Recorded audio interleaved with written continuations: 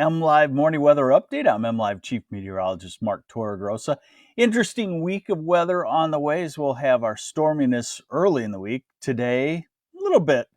Tomorrow, I'll explain that to you. And then it looks like comfortable conditions build in. And then, of course, we have the holiday weekend, which we'll start to look at too. So first, let's start with the chance of severe weather.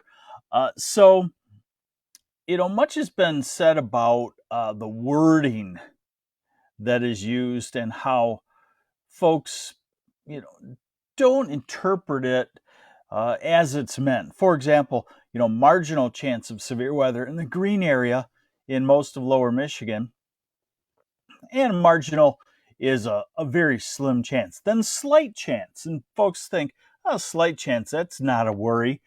Well, it's the second level on the 5-level system. And then, hey, hello, Manton, it's Susan Wallace. And then enhanced severe weather chance. And enhanced, who knows what that is, but that's level 3. So southwest, very southwest corner, Benton Harbor, St. Joe, Niles, maybe close to Kalamazoo, but not quite to Kalamazoo. You're under that enhanced risk or level 3 risk of severe thunderstorms this afternoon. And then a slight risk or level 2 risk exists over to about Flint, Ann Arbor, and the Detroit area. Radar forecast now.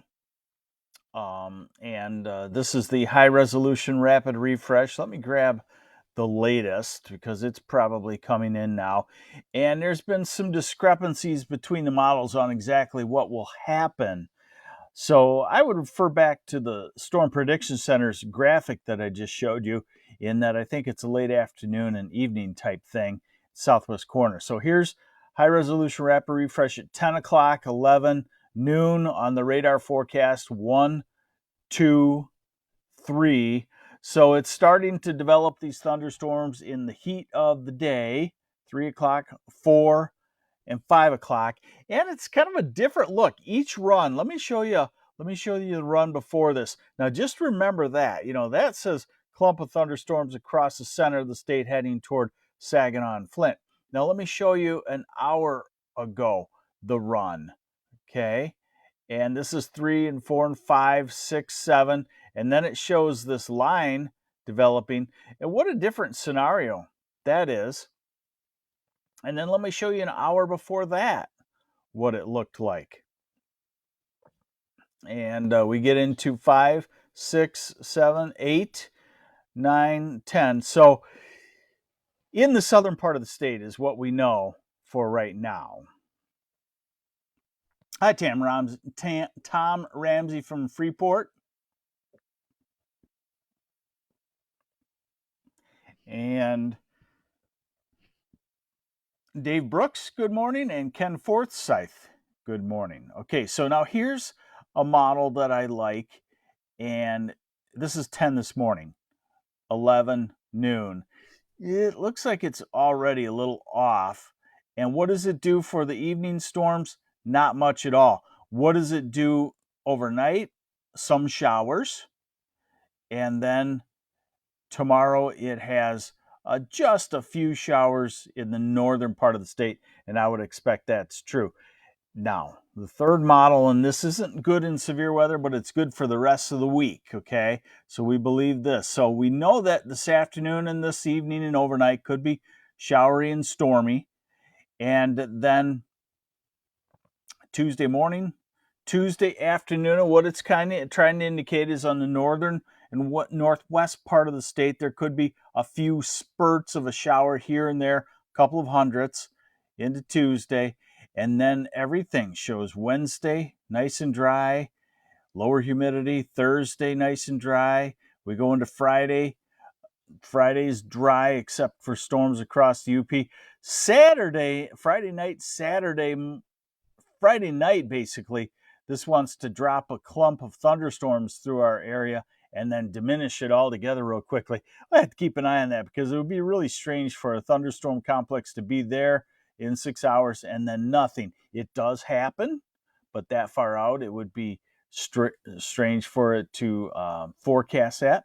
And then here's Sunday, looking mostly dry. And then here's Labor Day looking dry and gorgeous too. And notice you don't see a whole lot of wind, so it could be a boating weekend. All right, now temperatures.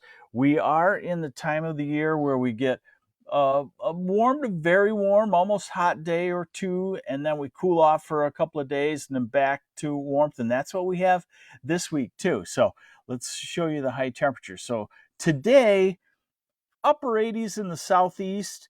I'm not so sure about 88 in Grand Rapids. That might be a little bit too much. 87 in Saginaw.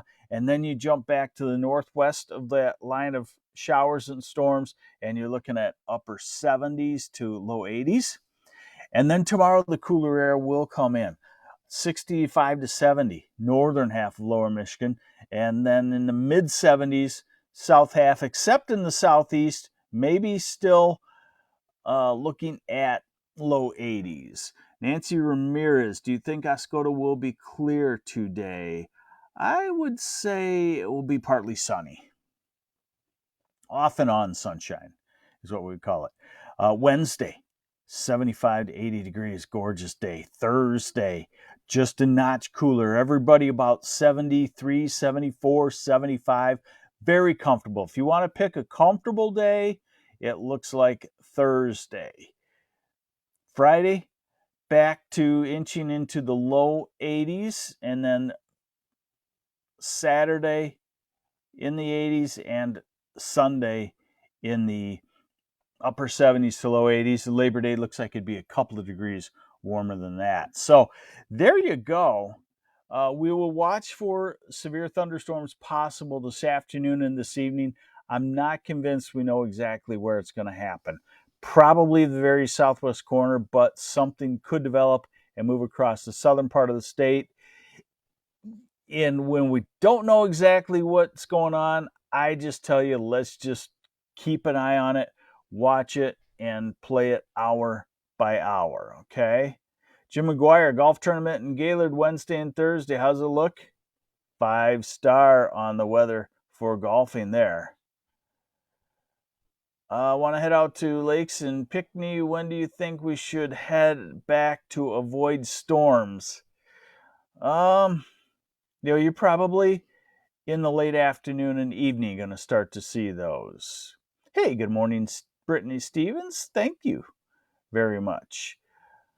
So there you have it. There's the MLive Morning Weather Update brought to you by me, Mark Torregrossa. And we'll see you back here tomorrow or this afternoon, this evening, if the weather should become severe enough to warrant some more broadcasting of it. Take care.